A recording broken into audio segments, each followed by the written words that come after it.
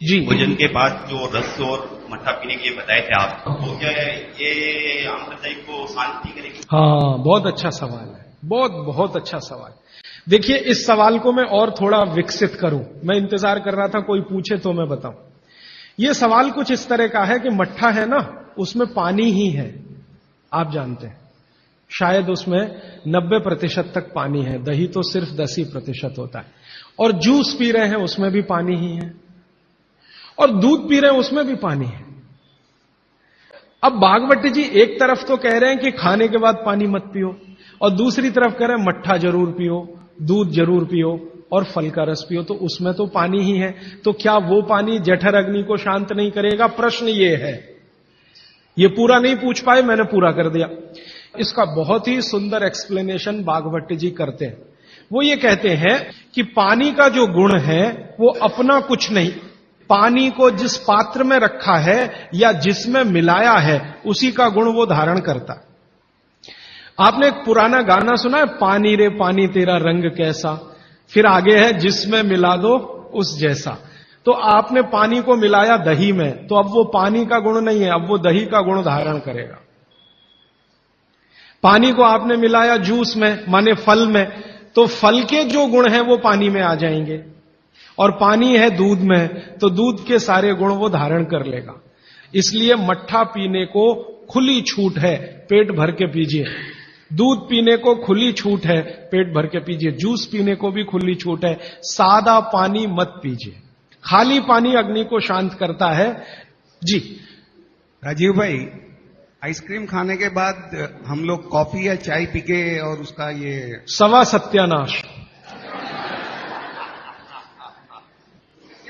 Reason बताऊंगा परसों, क्योंकि ये परसों आने वाला है।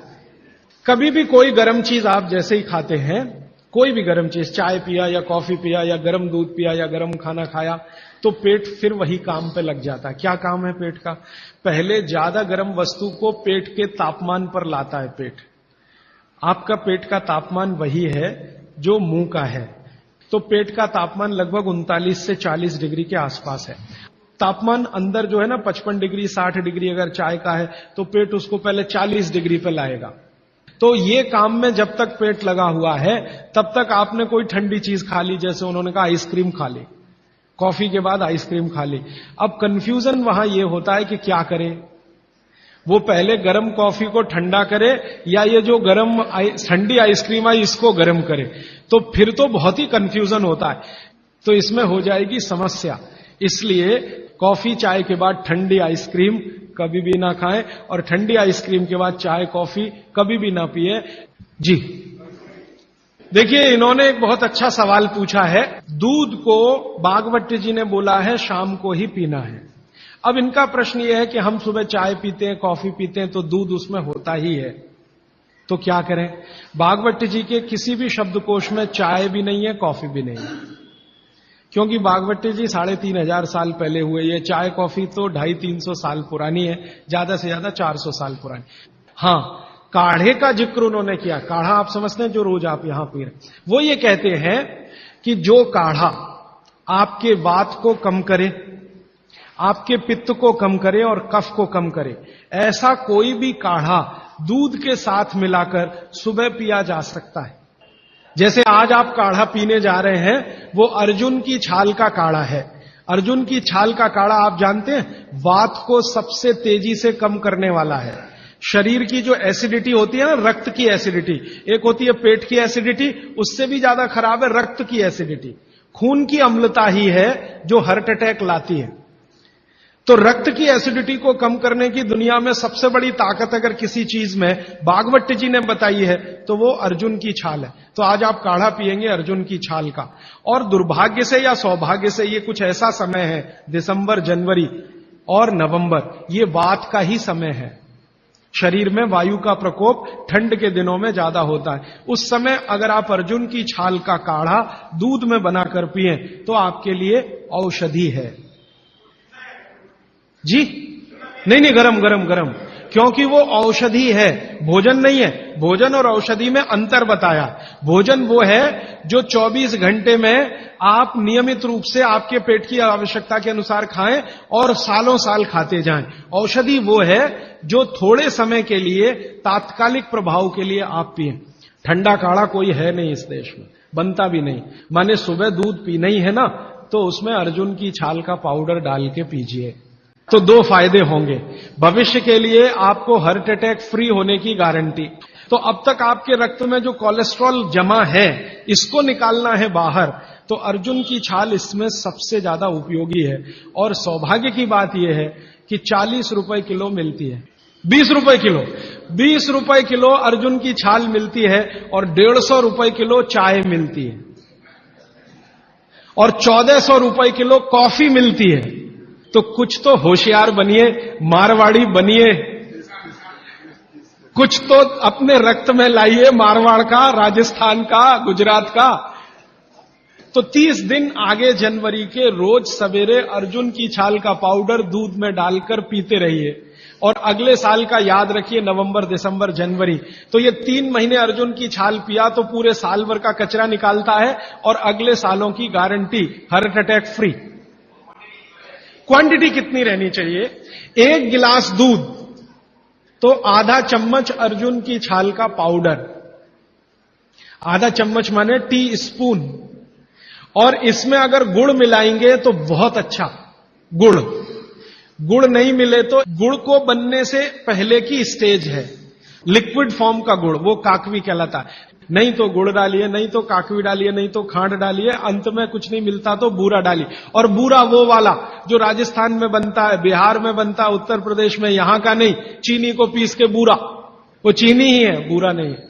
क्योंकि बागभट्टी जी की सूची में कहीं शुगर नहीं है, शक्कर नहीं। चीनी बनना 200-250 साल से शुरू हुआ है। 3500 साल पहले गुड़ बनता था, काकवी बनती थी, खांड बनती थी, बूरा बनता था। जी मिश्री बहुत अच्छा, बहुत अच्छा आपने कहा, मुझे भूल गया, मैं आपसे पहले ही कहना चाहता। मिश्री, मिठाइयों में मिश्री सबसे ऊंचे स्थान पर है, गुड़ से भी ऊंची है मिश्री। सोंठ है तो बहुत अच्छा है। अर्जुन छाल और सोंठ दोनों का ही गुण है वात को खत्म करने का। तो वात के रोगी तो जरूर पिए इसको। और वात के रोग क्या क्या है आप जानते हैं? ये घुटने का दर्द, कमर का दर्द, कंधे का दर्द, हार्ट अटैक, डायबिटीज, ये सब वात के रोग हैं। कहा जाता है कि दाल और दही साथ में नहीं लेना चाहिए। बहुत जन कहते हैं तो हम दाल चावल खा लेते हैं और उसके बाद अगर खाने के बाद छाछ पी लेंगे तो क्या वो सही रहेगा? देखिए, जैन अगर आप में से कोई है तो मेरी बात तुरंत समझ जाएंगे। द्विदल समझते हैं? एक दाल के जिसके द्विदल के साथ दही का निषेध है। बागभट्टी जी ने भी कहा है, महावीर स्वामी ने भी कहा है, गौतम ऋषि ने भी कहा, सबने कहा द्विदल के साथ दही का निषेध है। तो अब इनका प्रश्न है कि हमने तो दाल चावल खाया, चावल तो ठीक है, दाल तो द्विदल ही है, अरहर की खाएं, मूंग की खाएं, मसूर की खाएं, तो द्विदल है। तो द्विदल के साथ दही कैसा? तो उसके लिए बागभट्टी जी कहते हैं कि कभी भी द्विदल के साथ अगर दही खाएं तो अच्छा है ना खाएं, लेकिन खा रहे हैं तो 2 बातों का ध्यान रखें कि दही की तासीर बदले और उसकी तासीर को बदलकर जैसी दाल है वैसी तासीर करें। माने दही का प्रोटीन कंटेंट बढ़ाएं, वैसे तो है और ज्यादा बढ़ाएं। तो इसके लिए बहुत सरल उपाय है आपके रसोई में। रसोई में 3 चीजें ऐसी हैं जो दही की तासीर को तुरंत बदलती हैं। एक तो है जीरा, दूसरा है सेंधा या काला नमक, आयोडीन युक्त नमक नहीं, तीसरी है अजवाइन। तो मेरा ऐसा निवेदन है कि अगर आप ताक पी रहे हैं दाल चावल के साथ तो अजवाइन का, जीरे का बघार ले लें और थोड़ा सेंधा नमक डाल लें, फिर पी लें। अदरक की जगह सूंठ। दही में कभी भी अदरक की उपयोग नहीं होता, सूंठ उपयोग होता है।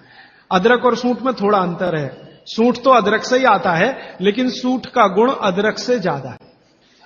फ्रूट्स खा सकते हैं भरपेट।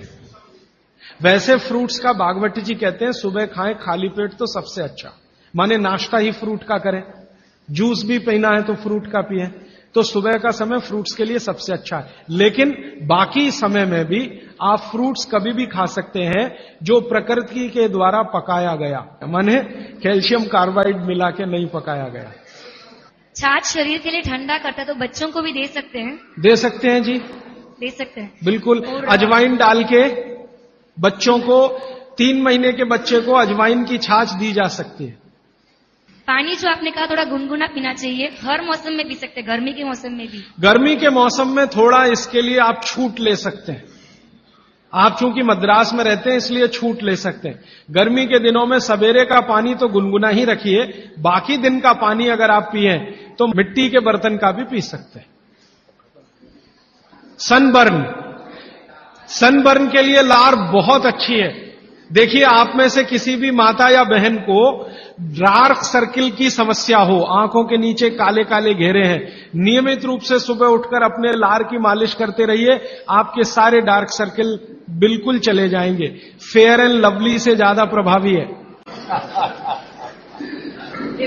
मटकी का जो पानी होता है, गर्मियों में राजस्थान में ठंडी से ठंडी मटकी लाके हम पीते हैं, तो इतना ठंडा पानी पिए या नहीं? जो मिट्टी के घड़े का पानी है वो रूम तापमान से थोड़ा ही कम है। जैसे रूम टेम्परेचर 25 डिग्री होगा तो मिट्टी के घड़े का पानी 23 डिग्री तक होगा, तो ज्यादा ठंडा नहीं है। ये जो फ्रिज का पानी है ये 4 डिग्री का होगा, 3 डिग्री का होगा, ये बहुत ठंडा है।